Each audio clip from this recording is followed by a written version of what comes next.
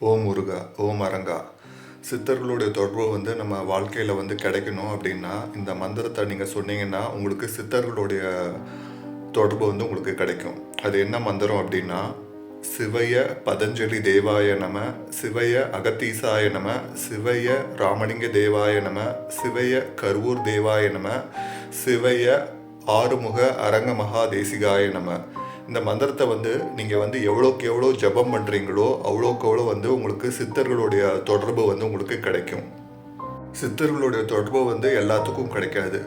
கோடான கோடி ஜென்மம் புண்ணியம் பண்ண ஆத்மாக்களுக்கு மட்டும்தான் சித்தர்களுடைய தொடர்பு கிடைக்கும். சித்தர்களுடைய நாமங்களை உச்சரிக்கிறக்கும், சித்தர்களுடைய மந்திரங்களை உச்சரிக்கிறக்கும் புண்ணியம் பண்ணியிருக்கணும். அது அப்படியே அவங்களுக்கு தெரிஞ்சுக்கிட்டாலும் அது அவங்க தொடர்ந்து நாம ஜபம் பண்ண முடியாது.